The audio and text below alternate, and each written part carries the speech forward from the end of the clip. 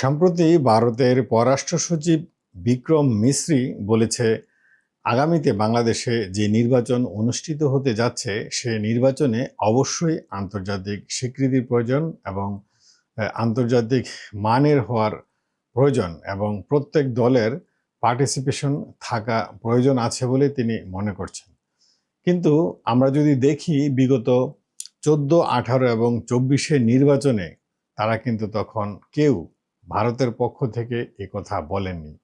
তখন তারা এক বাক্যে বলতেন সাংবাদিকের প্রশ্নের মুখে যে বাংলাদেশের নির্বাচন কিভাবে হবে, কে ক্ষমতায় থাকবে এবং কারা রাষ্ট্র পরিচালনা করবেন, এটা একান্তই বাংলাদেশের জনগণ এবং বাংলাদেশের অভ্যন্তরীণ একটি বিষয়। এই বিষয় নিয়ে ভারত কখনো মাথা ঘামাবে না অথবা ভারত কোনো হস্তক্ষেপ করবে না। কিন্তু এখন কিন্তু বলছে উল্টো কথা।